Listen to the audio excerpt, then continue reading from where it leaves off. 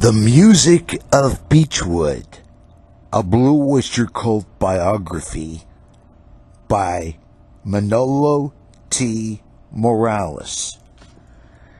Since I was an avid fan of the New York City rock band the Blue Oyster Cult, I decided to compose a 3-page letter and send it 400 miles south to West Hollywood, California, and the Orlando Street headquarters there of co-presidents Boley and Trish Gregmar's Blue Oyster Cult fan club. The letter was quite comprehensive as regards my allegiance to the once stellar career of the 5-member band known as early as 1967 as the Stalk Forest Group, and a letter as well conveyed my earnest desire to join the fan club as their ad hoc historian. To prove my expertise, I mentioned that all 5 members were graduates of Stony Brook College in New York, and that they had a platinum album in Agents of Fortune circa 1976, which, however, was a trifle disappointing when compared to the masterful trio of previous LPs, Blue Oyster Cult, 1972, Tyranny and Mutation, 1973, and Secret Treaties, 1974, respectively. And I did not fail to boast that at the time of Agents of Fortune, the superstar group Aerosmith was actually opening for headliners Blue Oyster Cult worldwide. 11 days later, as was my good fortune, I received in the mail 7 bootleg VHS videotapes of the Blue Oyster Cult, or BOC, that featured the band performing live concerts in small venues ranging from Poughkeepsie to Chicago all the way to Ventura, California, and expositing a slew of great hits and even a few clunkers such as Joan Crawford, Kick Out the Jams, and Nosferatu. And to my hidden delight, these 7 tapes omitted lead guitarist Buck Dharma's annoying instrumental, Buck's Boogie, although Buck was one of the 3 greatest guitar players in the world in other respects. At the conclusion of my original heartfelt letter that I surmised garnered the Gregmars' magnanimous postage-paid gift of 7 tapes, I had included my telephone number in San Francisco with its 415 area code, and lo and behold, a phone call from Boley Gregmar ensued some weeks hence. Said Boley, "Hello, Hal Joseph. Did you get the 7 VHS tapes we sent?" Hal Joseph, quote, "Yes, indeed. I will always cherish them, and as well your thoughtfulness and generosity." Said Trish on her extension, "In your letter, Hal, you claim to be a short story writer. We'd both like to see some of your work, which appeared in the Bells of Beachwood, your anthology published on the internet and priced at $14.70 paperback. Did you know that a science fiction writer named Michael Moorcock contributed the enigmatic Desdenova personage for Blue Oyster Cult's astronomy song? Perhaps the second most important song in BOC's career behind the Subhuman?" Hal Joseph, quote, "Yes, I think I knew about that, Trish, and since you ask, I will mail off my 15-page psychophilanthropist short story to you post-haste if you like." Boley Gregmar boomed, "Super, as we're looking for a writer with the proper credentials to act as cat's paw, authentic author/historian of a coffee table biography on the Blue Oyster Cult, chock full of groovy color photos and backgrounds of the original band members, chronology of their rise and fall, scattered lyrical analysis a la Harold Bloom on Shakespeare, record receipts, etc., etc. Are you up to the task, Hal? And moreover, what is your psychophilanthropist story about?" Hal, quote, You'll see. I'll mail off a Xerox copy this week for your scrutiny and approval. Chapter 1 continued. 6 weeks later. By now, Bowley and Trish Gregmar, co-presidents of the Southern California chapter of the Blue Oyster Cult fan club, had received and perused my psychophilanthropist tale of doom that told of a mentally ill man who donates oodles of money to the peace movement only to see those funds misappropriated by a coterie of greedy Hollywood liberals and surreptitiously funneled into their burgeoning coffers during the Iran-Contra affair under the Reagan administration in the late 1980s, and sketchily portrayed in Steven Seagal's first film Above the Law. Having phoned me for the second time now, Bowley Gregmar held forth on the psychophilanthropist story which I had written and sent to them.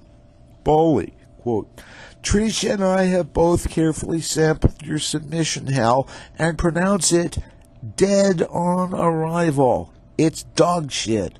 And yes, Trish labeled your writing style as that of a hackneyed, verbose, and strung-out dope fiend.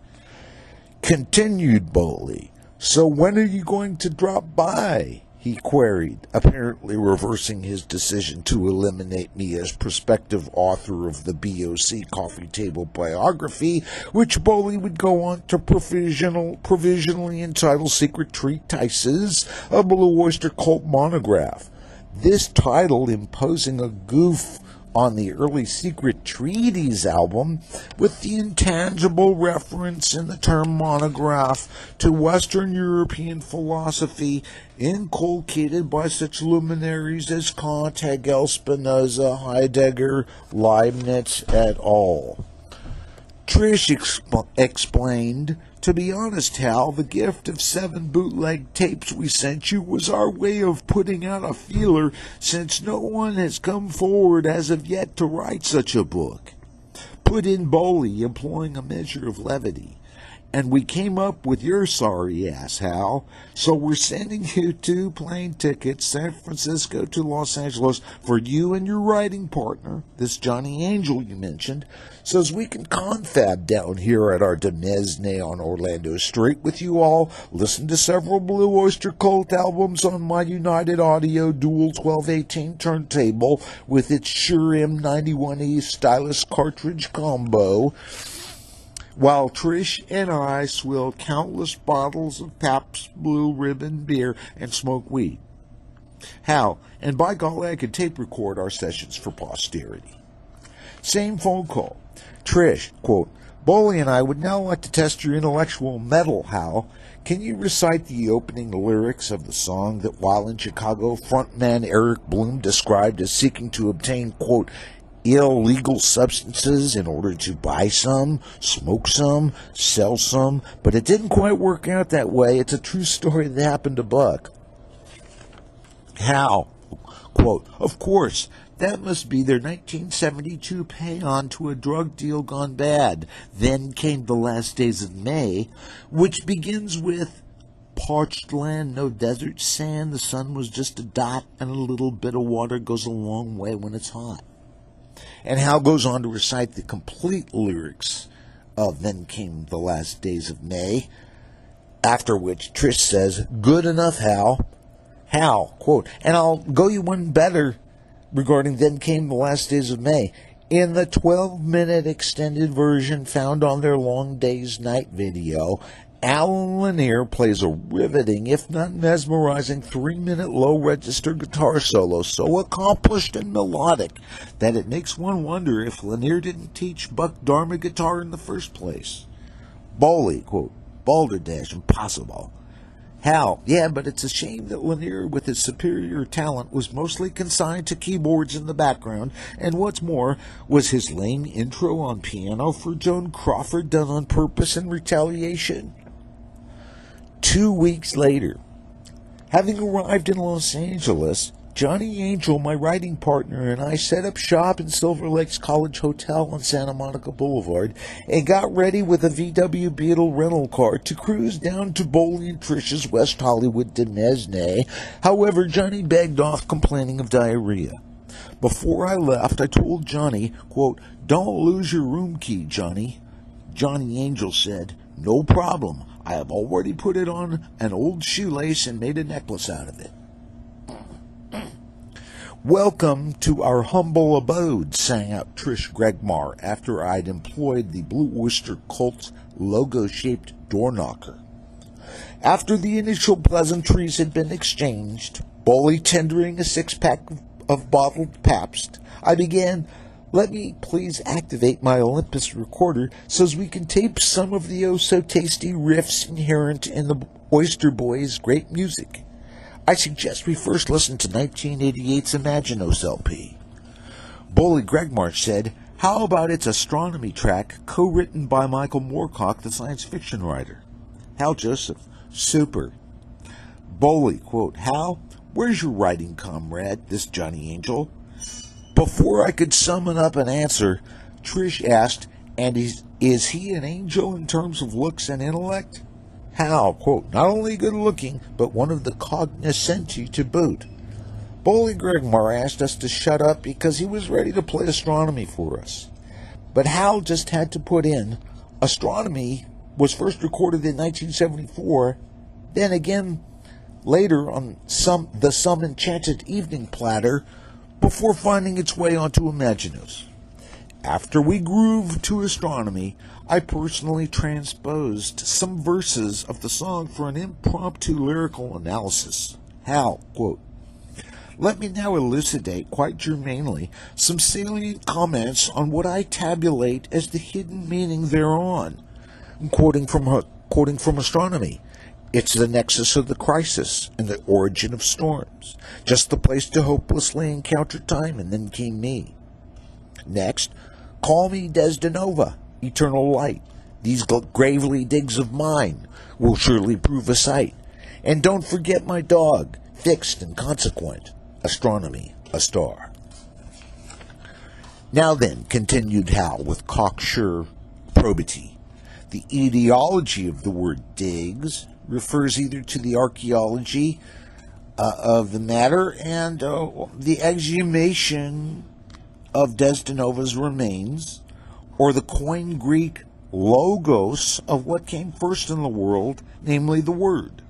The dog could either be the dog's star in the sky, which stays fixed and appears not to move, or an ugly girl with her tubes tied. Possibly the Carrie Nurse character that manager Sandy Pearlman and producer Murray Krugman agree is ugly when compared to the attractiveness of the recently betrothed Susie dear." In response to my lyrical analysis of astronomy, Boley Gregmar declaimed dog shit. Hal defended himself, however. "I'm afraid my assiduous findings of Blue Oyster Cult poesy is lost on you, Boley, but to be fair, I'll bury this revelation in the midst of more factual material when I write the intro to Secret Treatises of Blue Oyster Cult monograph by Hal Joseph, D.C. and Mr. Johnny Angel. Trish Gregmar, would you care for a peanut butter cookie, Hal?" Hal, quote, "Far out. Now, Boley, may we listen to another Imaginos track called I Am the One You Warned Me Of?" Trish, quote, "Good choice, Hal. On that boffo number, I especially enjoy John Rogers' soprano vocals and competent bass guitar as he replaces original bassist Joe Bouchard, who has a master's degree in music and left the band mid-career to pursue other interests." Boley, quote, "Not to mention the song's masterful blank verse defying iambic pentameter.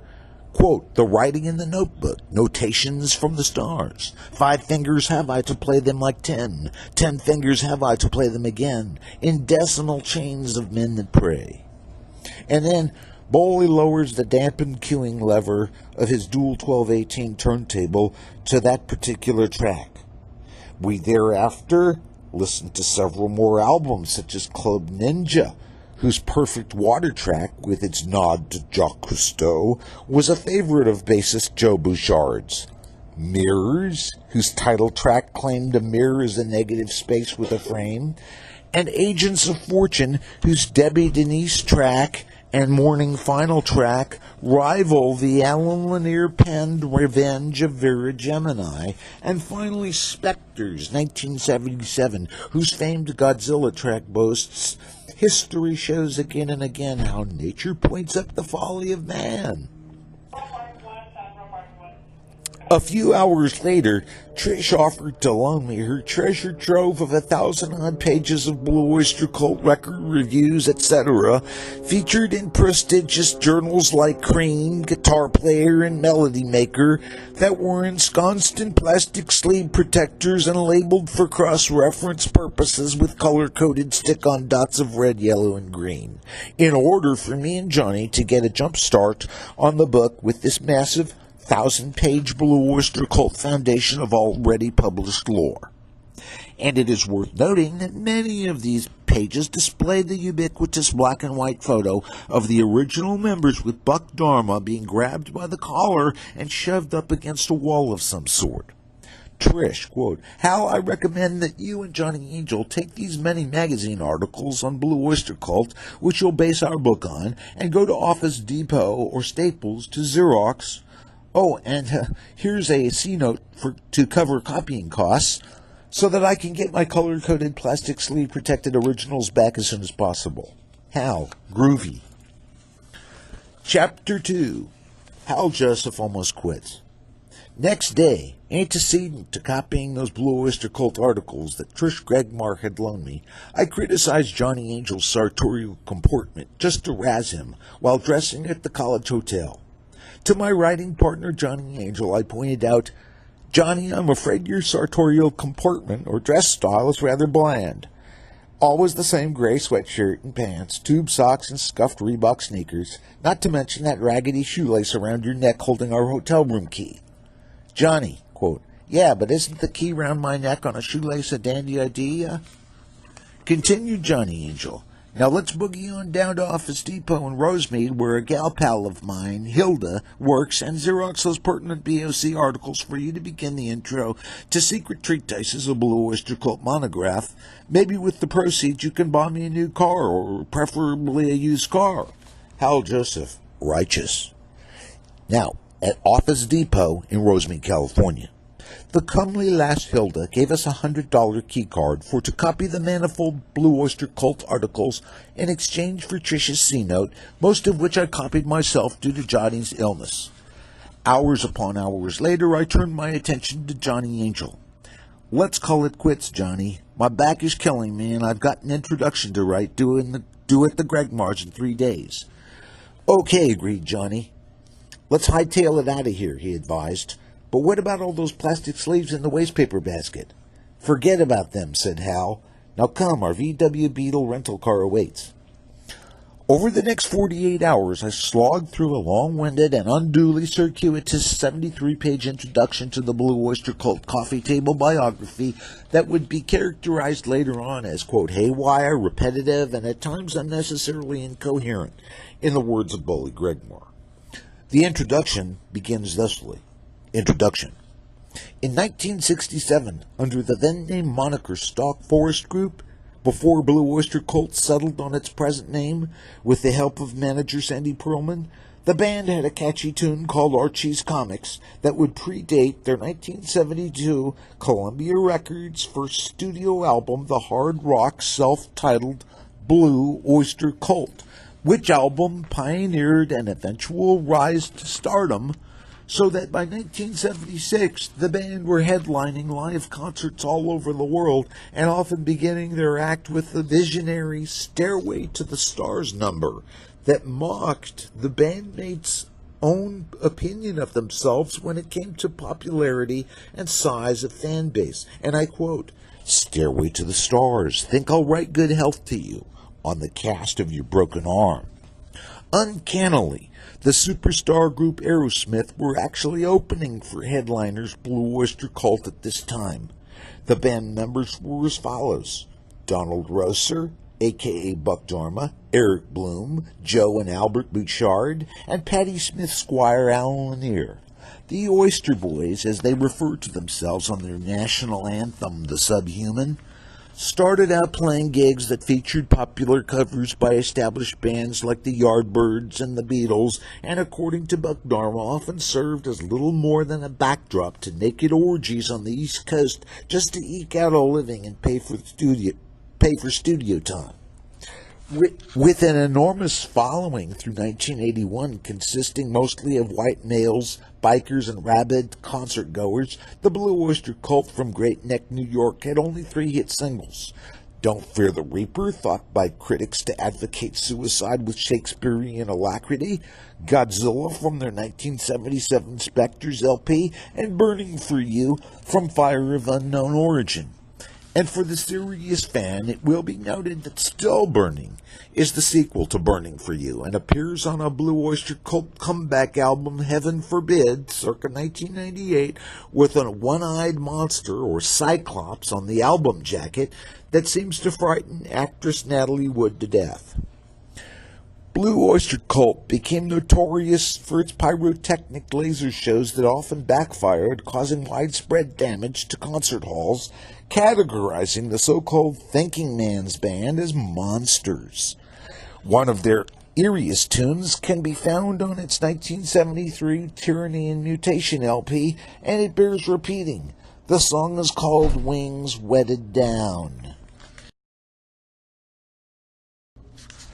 Quoting from Wings Wetted Down, flights of black horsemen soar over the churches, pursued by an army of birds in the rain. None of them can see the clouds, the polished wings don't care. Animal waves through the hazy dreams full of pain. Wings wetted down, stumbling on the ground. It all turns around in the end. Now these lyrics comprise a more elaborate and macabre extension of the song Redeemed from Blue Oyster Cult's first and previous album, exploring spiritual warfare between birds in the rain and flying black horsemen.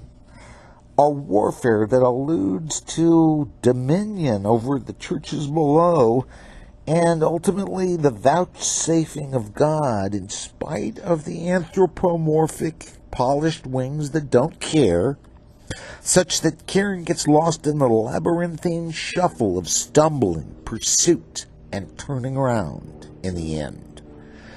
And on the same album, another classic, OD'd on Life, is a little ditty which bears literary criticism presented by Bully Gregmar himself. OD'd on the life itself can be seen as a telltale leitmotif on reflective ramification, wherein the life could be held as A, the high life, B, the married life, or C, the early life. And the term itself highlights and underscores the life as twinned in the mirror, or a doubling back on itself, so that a sort of quintessence shows through, and of course all 3 categories of life mentioned above can unravel oneself. Next, I quote from the liner notes of 1973's Tyranny and Mutation album. Seepage from deep black brittle experiments which failed, and transformations too hard to find. I was overcome and turned to red. Duster's dust became the sail. Lucifer the light. A restless motion came to move and then subside, an endless knocking at the door. It's time, tyranny, and mutation. This marks the end of the introduction excerpt. At any rate, my frenzied cram session that wrought the remainder of this 73-page introduction became a bone of contention between myself and the co-presidents of the Blue Oyster Cult Fan Club. It was a Thursday when I used the Gregmar's Blue Oyster Cult logo-shaped door knocker, manuscript in hand, and Johnny Angel by my side. "Hello?" I said. Bully Gregmar invited us inside his Orlando Street residence, myself toting the 1,000-odd-page magazine articles on the band that I'd carelessly jammed into a splintery old apple crate. Trish, quote, Hal Joseph, look what you've done to my original magazine articles on the cult. You've slopped them dog-eared into an old crate, and where the hell are all my plastic sleeve protectors with the goddamn red, yellow, and green stick-on dots for cross-referencing purposes? Hal Joseph, oh fuck it, I quit this shit job, and especially after I put in a non-stop 48 hours writing the book's introduction. Read it and weep. I tossed the typewritten pages onto Bowley's cluttered coffee table like so much detritus. Bowley snatched them up and began to skim through, muttering profanities under his breath all the while. You must be Johnny Angel, Trish beamed at my partner, taking his hand. Johnny Angel kissed the back of Trish's hand and perseverated, You're missing the forest for the trees, Mrs. Gregmar. What's paramount in my mind is that Hal here has written a boffo 454-page, 73-page masterwork of an intro to your book, and with the eventual proceeds is going to buy me a new car, preferably a used car. Bowley looked up from the manuscript, folding it in half like a dirty napkin. Dog shit, he exclaimed moribundly.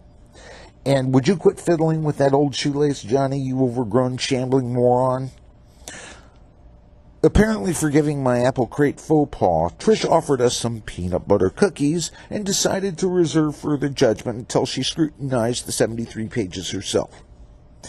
After a time, Trish commended me on my work, emphasizing that with some polish from my line editor, Johnny Angel, the book might be salvaged. But I should have listened to you, too, when you told me my psychophilanthropist story was a mess, I protested. Nah, Bowley backpedaled. It was all right. We were just busting your chops, chimed in Trish, agreeing with her husband. Well, how about that, exclaimed Johnny Angel jovially, effecting a two-thumbs-up gesture. Trish, quote, We're not letting you quit, Hal. You're our resident biographer, like it or not. Now look it.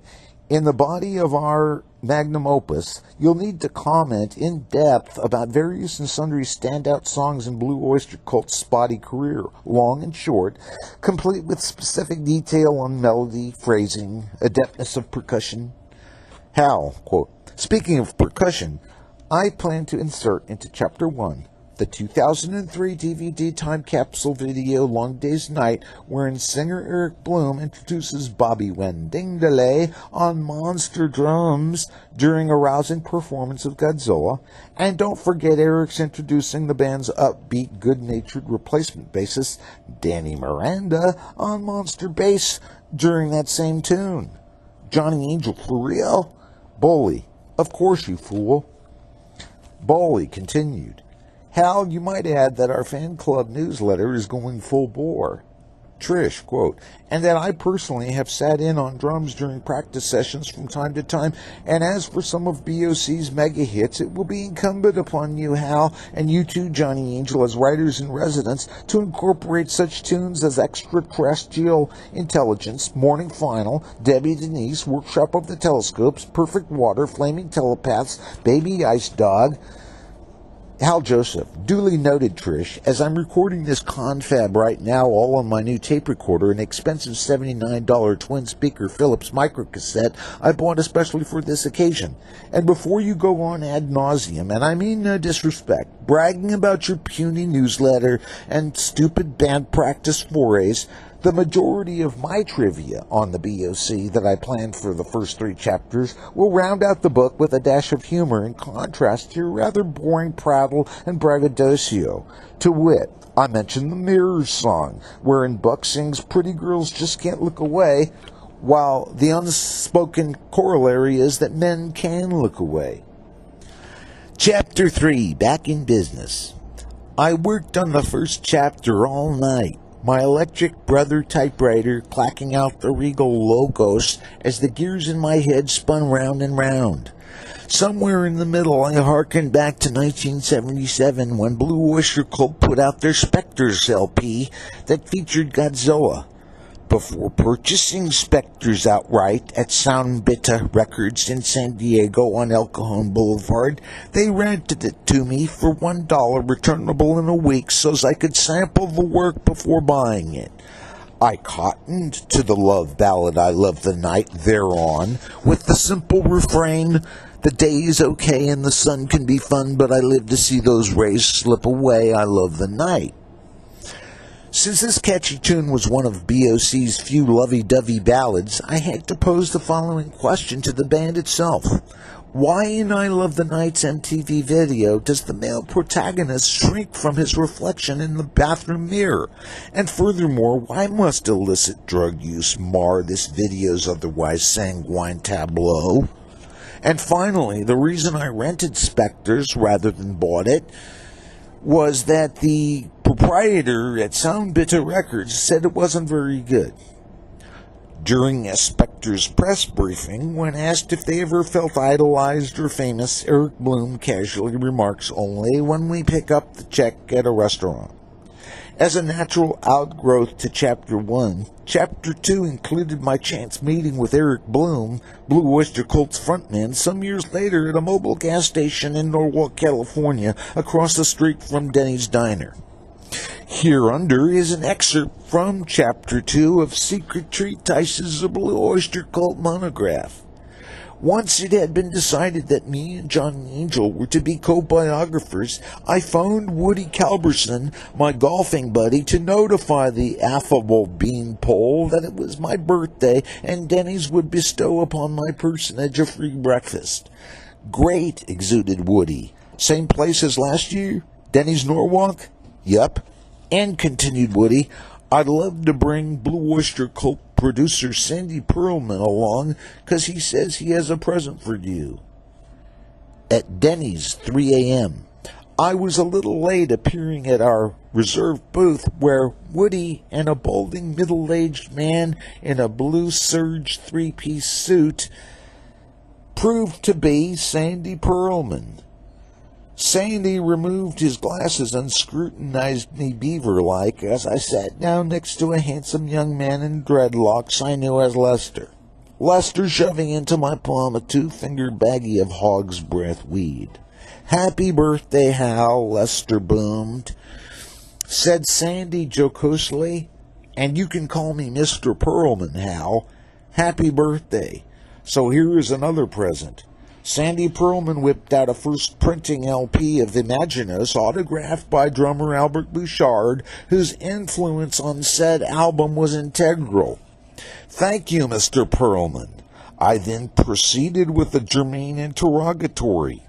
"Is it true that you drove back and forth across the Golden Gate Bridge 75 times listening to the master tapes of Imaginos continuously to ensure the pressing of the final album would be flawless?" "No comment. That album was a turkey, and furthermore, I wince at journalists' assertions that we are the thinking man's band. What a crock."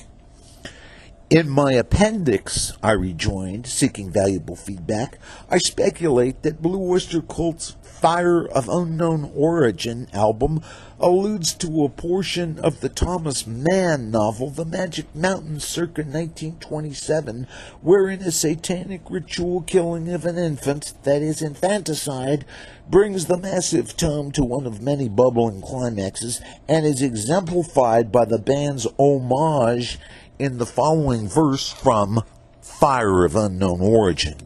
And I quote, "A fire of unknown origin took my baby away." Sandy Pearlman, quote, "Holy Toledo, I think you've got something there." The party broke up around 5:20 a.m. I declined offers of a ride home to Silver Lake, insisting on using my several bus tokens and striding outside on my way to the designated bus stop near the mobile station. A guy washing his old Buick's windshield told me from afar, "You just missed that bus. It took off not 3 minutes ago."